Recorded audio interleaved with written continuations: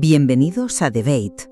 Hoy nos sumergimos en un material tan antiguo como la civilización, el hormigón, pero que está siendo reinventado para una función radicalmente nueva: almacenar energía. Exacto. La idea, para que nos situemos, surge de una investigación del MIT.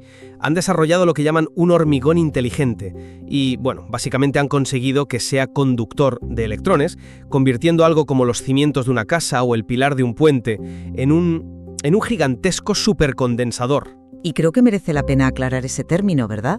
Un supercondensador no es exactamente una batería como las que tenemos en mente.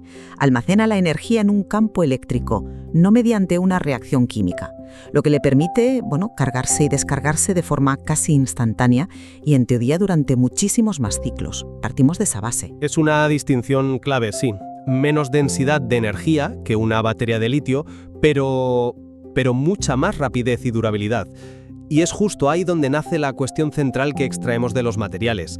¿Estamos ante una revolución inminente y escalable para el almacenamiento de energía, una que podría democratizarlo usando materiales abundantes? ¿O es más bien una innovación de laboratorio fascinante, pero cuyas barreras prácticas la convierten por ahora en una utopía estructural? Yo voy a defender que estamos, sin ninguna duda, ante un cambio de paradigma.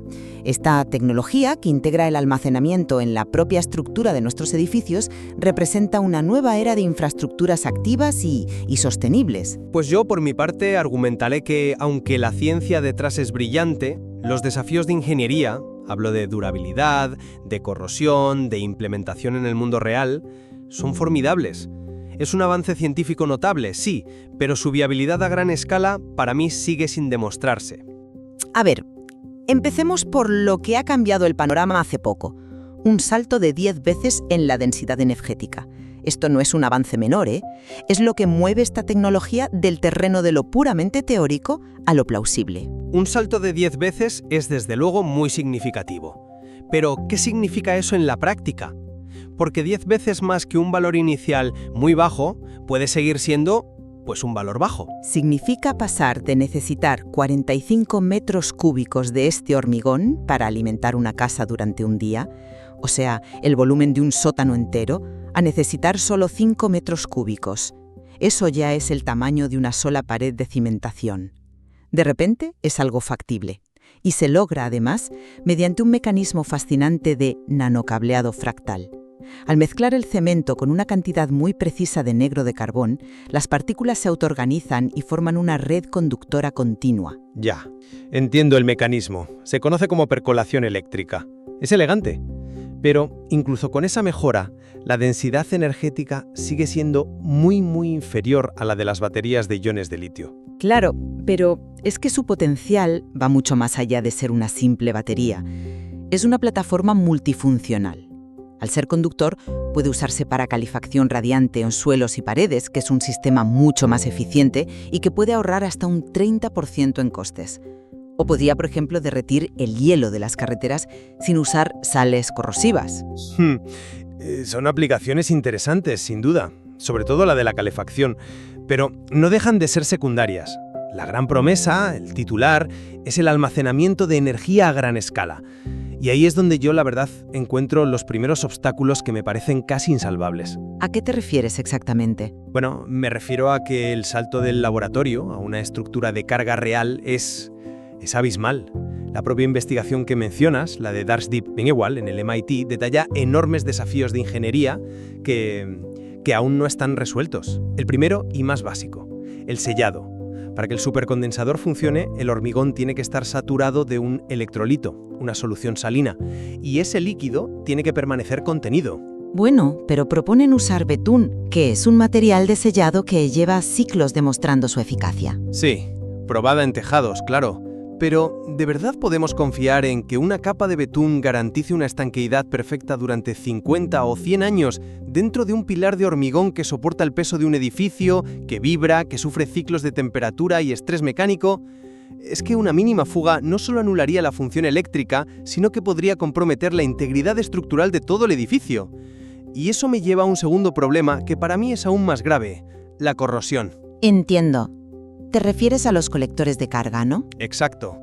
Se necesitan placas metálicas para sacar la electricidad de ahí. Los prototipos iniciales, que usaban colectores de acero estándar, mostraron una corrosión evidente en cuestión de semanas. La propia investigación lo documenta. ¿Qué pasaría después de 50 años? El colector simplemente desaparecería, devorado por la química interna. Pero veo que omites la solución que ellos mismos proponen. El trabajo de Greuel no expone fracasos, sino un camino hacia la viabilidad. Han experimentado con alternativas como el papel grafílico reforzado con acero inoxidable. Es una idea ingeniosa, lo admito. El papel grafílico es, básicamente, una lámina muy fina de grafito. Es un conductor excelente que no se corroe tan fácilmente. Pero de nuevo volvemos a lo mismo. Su durabilidad a largo plazo en un entorno químico tan agresivo y bajo la compresión constante de una estructura es una completa incógnita. No existen datos a 50 años. Y todo esto plantea la pregunta del millón. ¿Cómo se repara una batería que es, a la vez, el pilar que sujeta tu casa? No puedes simplemente cambiarla como harías con una batería de Tesla en el garaje. Ya, veo por qué lo planteas como un obstáculo, pero yo lo enmarcaría de otra manera. La integración no es el problema, es la ventaja definitiva. Estás pensando en ello como un dispositivo que puede fallar, cuando en realidad es el propio material estructural el que cumple la función. Y eso nos lleva al error de comparar su densidad energética directamente con las baterías de litio. ¿Y por qué es un error? La densidad energética es la métrica clave para cualquier sistema de almacenamiento. Lo es para un dispositivo móvil, como un coche o un teléfono, donde el espacio y el peso son críticos. Pero aquí hablamos de almacenamiento estacionario. La clave es el volumen del que dispones. No necesitas un aparato aparte que ocupa espacio y tiene un coste adicional. El coste y el material ya forman parte de la estructura. Para el uso principal que se le daría, que es equilibrar la intermitencia de las renovables, almacenar energía solar durante el día para usarla de noche, este sistema es ideal. Los 2 kWh por metro cúbico que ofrecen son más que suficientes cuando tu batería es toda la cimentación de 50 metros cúbicos de tu casa. Es un argumento convincente, te lo concedo, pero solo si limitamos su aplicación a un nicho muy específico. Construcciones nuevas y diseñadas para ello. Reequipar edificios existentes sería, prácticamente imposible, lo que reduce drásticamente su impacto potencial. Y para otras aplicaciones que se mencionan, como cargar vehículos eléctricos desde la carretera, la densidad vuelve a ser un problema crítico. La cantidad de energía que se podría almacenar en un tramo de asfalto sería insuficiente, y eso sin mencionar las pérdidas y la complejidad de la transferencia. Pero la tecnología evoluciona. Estamos hablando de la primera generación que es viable. ¿Cierto? Pero seamos realistas con los plazos. El propio material de referencia que analizamos sugiere que para el año 2040 estos supercondensadores podrían llegar a ser comparables a las baterías comerciales que están en desarrollo hoy. Esto implica que en el futuro previsible seguirán estando por detrás en densidad energética pura. No es una solución a corto o medio plazo para aplicaciones de alta demanda. Quizás, pero hay un factor que creo que estás subestimando y que lo cambia todo: la durabilidad. Mientras que una batería de litio de alta densidad se degrada visiblemente en una década, este sistema se basa en materiales fundamentalmente estables: cemento, agua y carbono. La analogía conceptual con el hormigón romano es poderosa. Espera un momento. Cuando hablas de durabilidad y lo comparas con el hormigón romano, no estás ignorando el factor que lo cambia todo: el electrolito. Es un componente necesario, sí, pero la base material es lo que le confiere esa longevidad potencial. La posibilidad de que dure tanto como el propio edificio, 100 o 200 años, elimina por completo el problema del reciclaje de baterías, el agotamiento de materiales escasos como el litio, y cambia toda la ecuación económica del almacenamiento. Se convierte en un activo que perdura generaciones. Lo siento, pero no compres esa analogía. Es muy atractiva, sí, pero es profundamente engañosa. El hormigón romano no estaba saturado con una solución de cloruro de potasio. No estaba conectado a una red eléctrica sufriendo ciclos de carga y descarga diarios. Y sobre todo, la integridad de su estructura no dependía de que ese sistema electroquímico se mantuviera perfectamente estable. La interacción química a largo plazo entre el electrolito, la pasta de cemento y el carbono, bajo estrés mecánico y eléctrico constante, es la mayor de las incógnitas. ¿Pero la base es estable? El carbono y el cemento no se degradan como los compuestos de una batería. Los materiales por separado son estables, sí, pero su combinación en un sistema electroquímico activo es otra historia. Además de la corrosión de los colectores, hay otro fenómeno documentado en la investigación, la estabilidad dimensional. El material se hincha y se contrae al estar expuesto al electrolito. Los experimentos muestran que la adición de ciertos tipos de carbono provoca una expansión significativa del hormigón. Y aunque los investigadores lo consideran aceptable para aplicaciones no estructurales, ¿qué significa eso para un pilar o un arco bajo carga durante décadas? Un comportamiento impredecible. Entiendo tus reservas, pero me parece que te centras en los problemas de ingeniería de una primera iteración como si fueran barreras insuperables, en lugar de verlos como lo que son, desafíos que se están resolviendo. El hecho de que ya estén diseñando y probando prototipos en forma de columnas y arcos, usando la propia compresión estructural para mejorar el rendimiento, demuestra que el camino hacia la implementación real está en marcha.